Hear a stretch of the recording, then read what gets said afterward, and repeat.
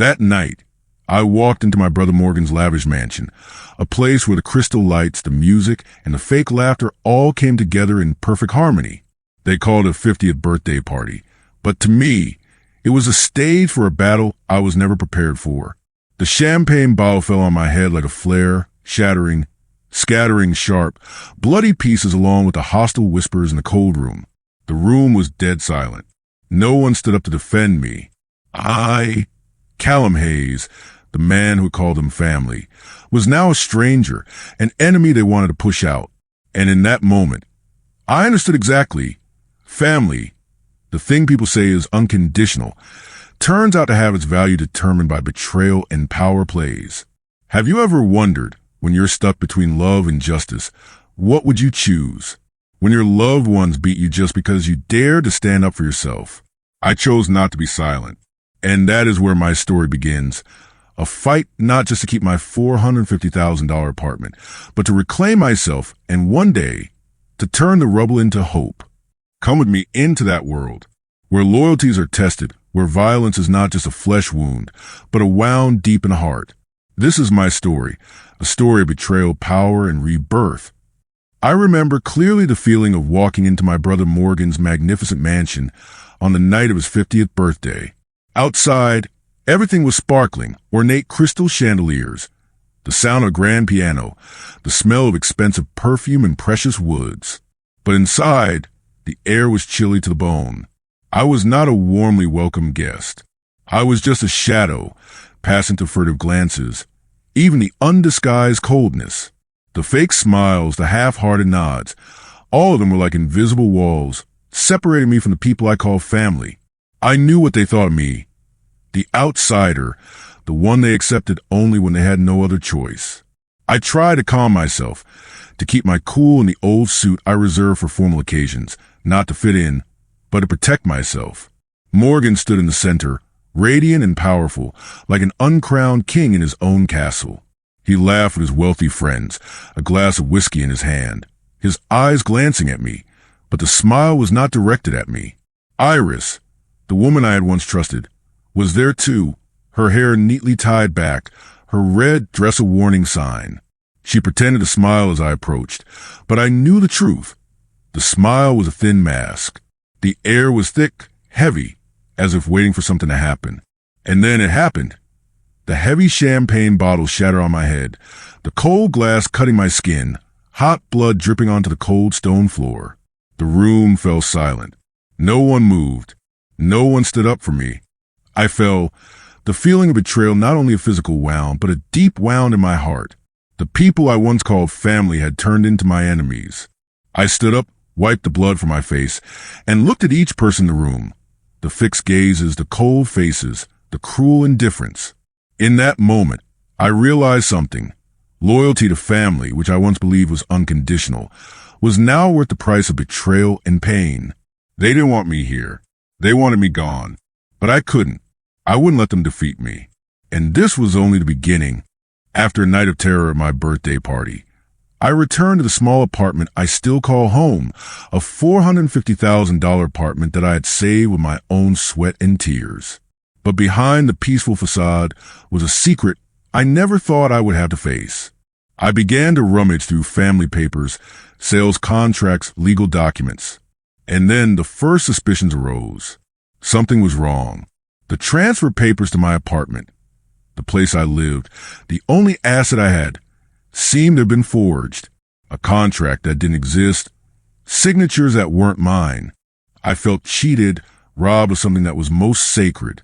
But more importantly, there was more to this than simple fraud. There was a silent power struggle between me, my brother Morgan, and my mother, who were targeting my apartment as part of Morgan's expansion plans. One day, I was called to Morgan's private room, where the atmosphere was always stifling and suffocatingly tense. "Callum," Morgan began in a calm but sharp voice, "we're all family, right? But families also need to know how to grow together."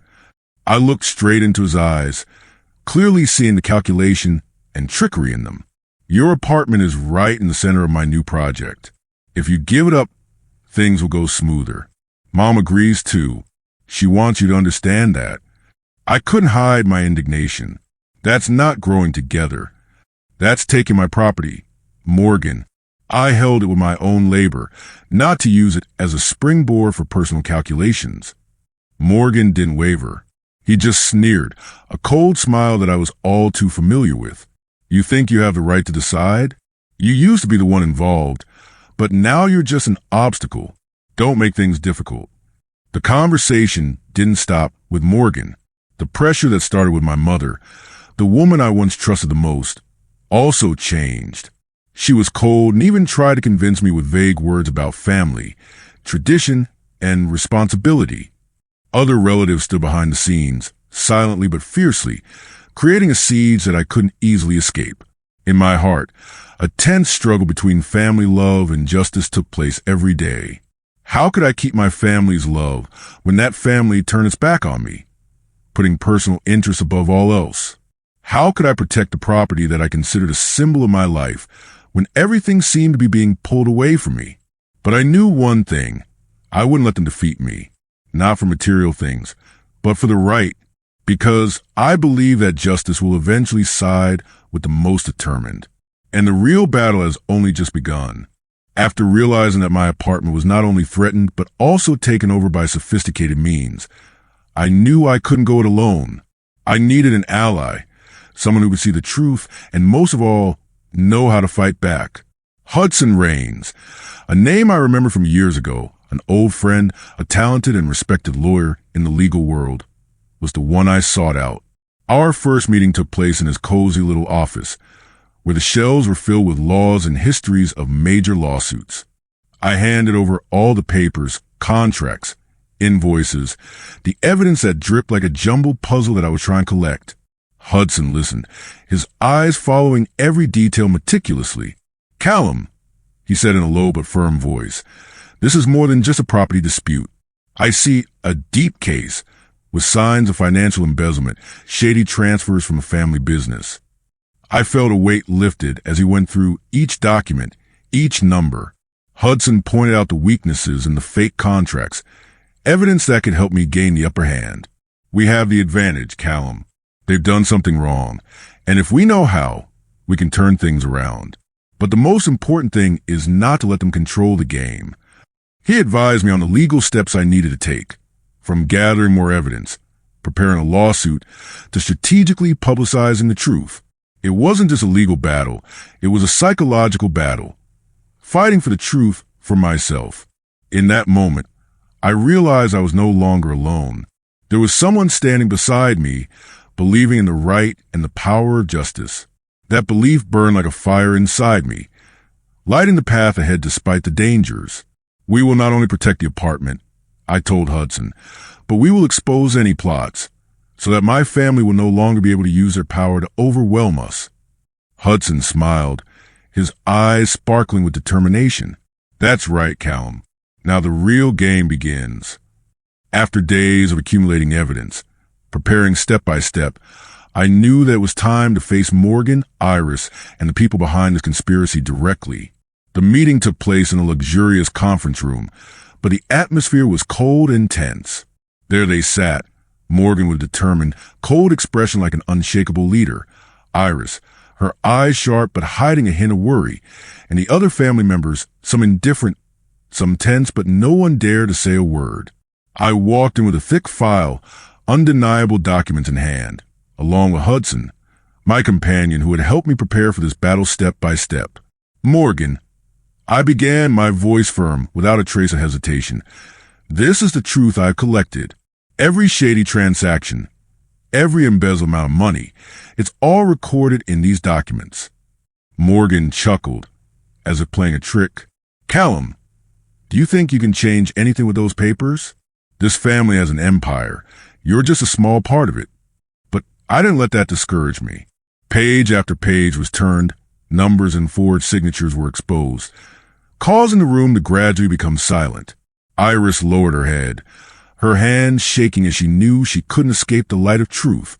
The other members began to look at each other, their attitudes clearly changing, from confidence to worry and panic.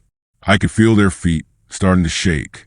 This was no longer a simple family matter, but a legal battle, a battle for honor and truth.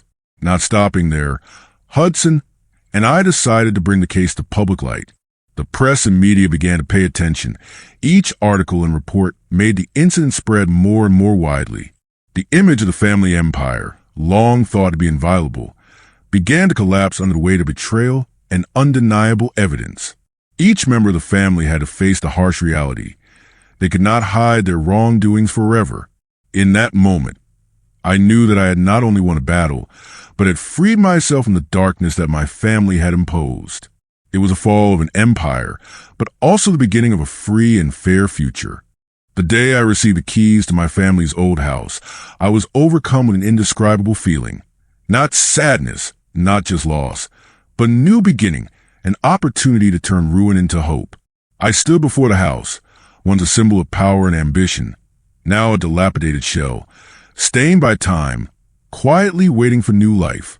Determined not to let the past overwhelm me, I opened the door and began the journey of renovation, turning this place into the Highland Community Trust, a place for the community where people can find comfort, connection, and opportunity. I was not alone. Familiar faces from the neighborhood, neighbors, old friends, even people who had only known me through suspicion, came to help. Their hands not only rebuilt the house, but also rebuilt trust and solidarity.